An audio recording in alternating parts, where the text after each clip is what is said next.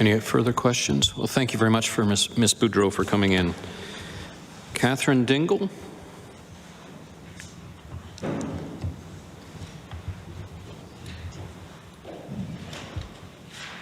I think you've been here to hear the timing of things, so the floor is yours for 10 minutes or more. Thank you. My name is Catherine Dingle.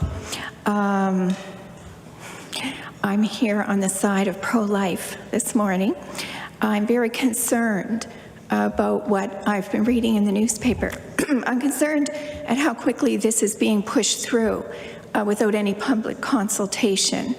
You had your first reading on Monday, I believe the second one on Wednesday, and then now it's in Amendments Committee. And I'm concerned because you're supposed to represent your constituents, and a lot of the constituents have no idea that this is going on. And this is something that people are very concerned about and have some very strong feelings about. And I know there's people who would be here today, except that they didn't know because of the quickness. They weren't able to, get away from their job or whatever their other commitments were so that they could actually participate today. And that's a problem, when we don't have a time to hear from people who are not activists, but regular people who have citizens who have opinions. And I'm not an activist as such, but I have, attended these rallies for a number of years, and I'm concerned because I feel like I read the transcript of the debate and discussion, and I felt like there was a knee-jerk reaction to the word harassment.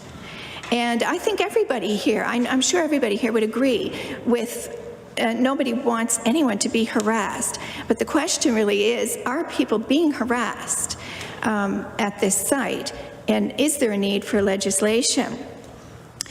You can't just make a law out of thin air when there's actually no legitimate cause for a law to be put into place. And what's happening here is it comes down to a question of our freedom of expression and our free speech right. And I understand, like, this is the sort of the intersection where that may conflict with someone else's rights. And so, but we need to actually address what's really happening here. We had one person who didn't like what they saw, essentially, and made a decision to change that because she didn't like it. So the question is, again, is do we need this? For perhaps the last 12 years, and not every year, I've come to these rallies. These rallies are very peaceful. We used to have them at Province House. And it would be a group of people who just held signs. In fact, the signs that we hold have instructions on the back saying not to engage, stay off the sidewalk. There are rules about the way that we conduct ourselves, and we've never had any complaints. This is something that's really important, is that there's nobody come who could legitimately say that we were harassing them, that we were accosting them, following them, yelling at them, or the kinds of things that we often get accused of. But I've been there for years, and the group of people, the pro-lifers, are the ones that are the quiet ones. And I would encourage everyone here to go to a pro-life rally and see with your own eyes the behavior of the people, because that's really what we're talking about. Because this affects me. There's a lot of people in this room who don't go to pro-life rallies. I do, but this affects me directly. It infringes on where I can stand and express my views, and and have my free speech.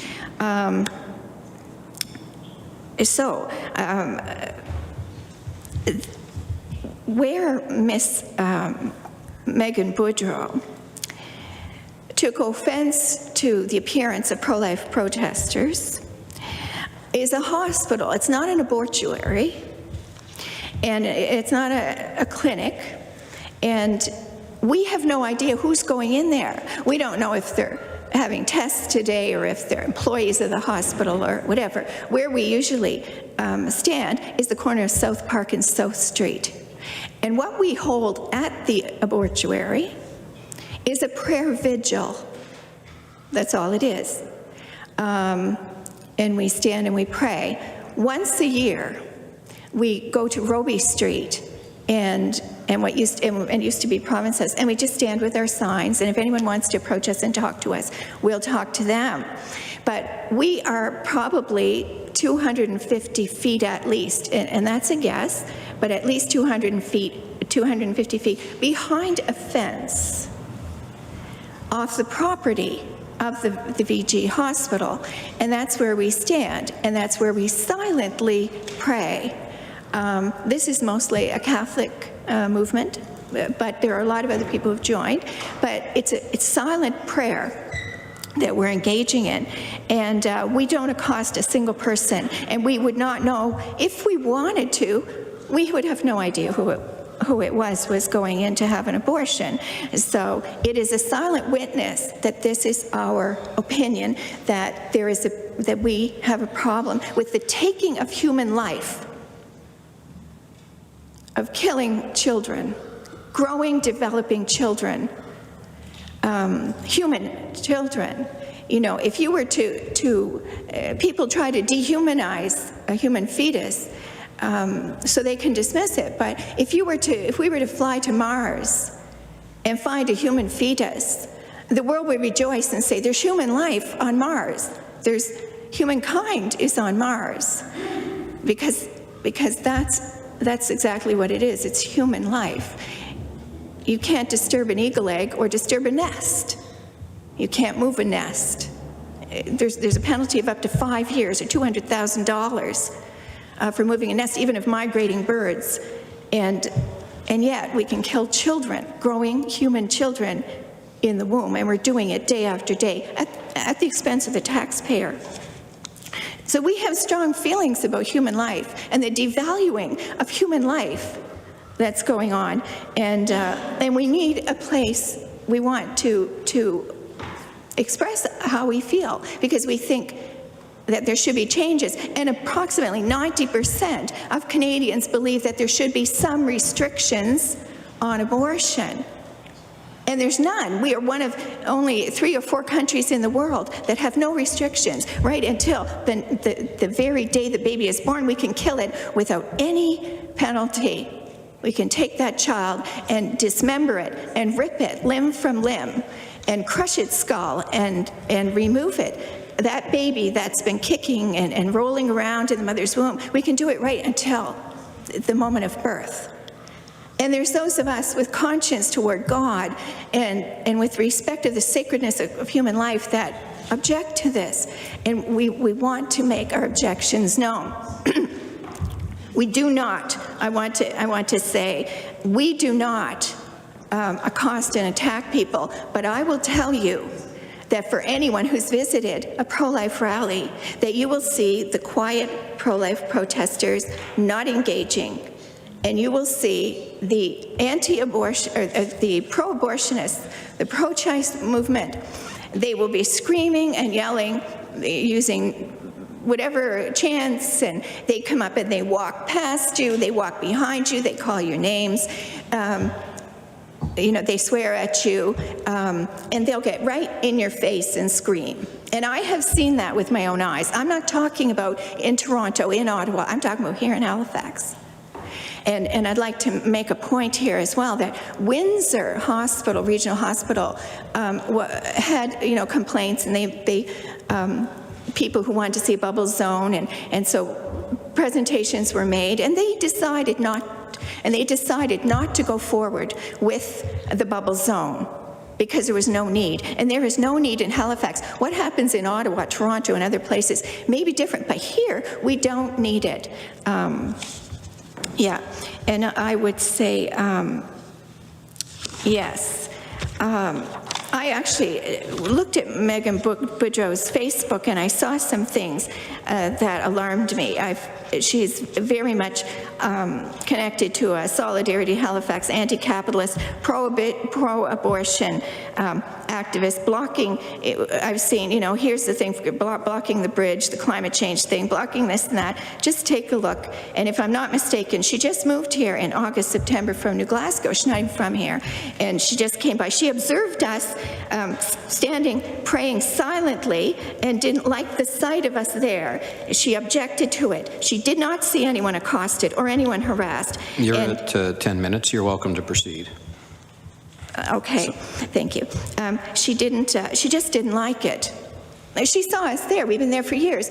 She didn't like it ideologically. This is the time of cancel culture, where if people I don't like what they're doing, then they will focus on people and do everything they can to move them out and to silence them and to cut off their free speech. And this is exactly what's happening. She was ideologically offended at what we were doing because she disagreed with it. But she could not legitimately point to any example of anyone being harassed or accosted.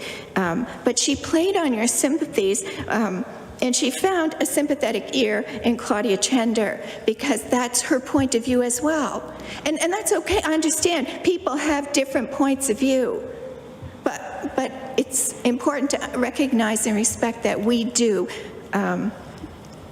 have a different point of view, and we have a constitutional right to express it in a peaceful assembly without harassment, you know, of anybody. And we have a right not to be harassed. When we go on her Facebook, they follow us wherever the pro-life rallies are.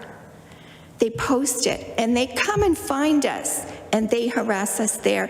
That's what happens. We're not following pro-choice rallies and going to harass them, or we're not following abortion seekers and attacking them. That's absolutely not true. And it's actually very much the other way around. I wanted to say something else. If I was to take a puppy or a small kitten who had just been born and decide to take it to the middle of the Halifax Commons and announce that I was going to rip it apart limb from limb and crush it and kill it, there would be probably the same group of people come running and do violence to me because I was doing such a cruel thing. Yet, that's exactly what we're doing with small, growing human beings in the womb. We are ripping them limb from limb and killing them in a violent manner. Abortion is an act of violence, and we object to that violence. Yes, and I guess I'd like to say that there may be problems, or have been problems, in other clinics in other places, and I don't agree with harassing and harming people, and we're not there to hurt people. But in Halifax and in Nova Scotia, we have had no incidences that are documented anywhere where there's a need for a bubble zone. And another word for bubble zone really is a place where you're limiting speech. It's cutting off speech beyond a certain point. So I just wanted to ask that this committee, I'm not sure how that would go forward, but I'd like to ask them to not proceed with this bill because it's unnecessary. It's ideologically offensive to the pro-choice people. Okay, I understand that there are differences of opinion, but we have done nothing to warrant it, and it feels like a type of punishment and a type of limiting our constitutional rights. We haven't done anything to warrant this, so I'd just like to ask you to consider to not proceed as the Windsor Hospital decided not to proceed. Yeah, no, I am finished. The Windsor Hospital decided not to proceed. Yeah. So questions, Ms. Roberts? You mentioned that you have protested at Province House. Could you consider always protesting at Province House? Ms. Dingle. I'm sorry, would I consider always? No, I think they actually, okay, I'm going to explain it a little clearer. There's a prayer vigil held at the VG, only a prayer vigil, where we quietly stand with candles and we pray. And it's a very quiet thing that goes on at the VG. Where we actually protest more as a rally is on Roby Street on the Commons on a Sunday afternoon. And yeah, that's where we are. There's usually like 100 pro-lifers to, maybe 20, or like last year, maybe 8 pro-choice people, but that's where we protest, yeah. Thank you very much, Ms. Dingle, for coming in and sharing your views. Thank you. Dr. Melissa Brooks.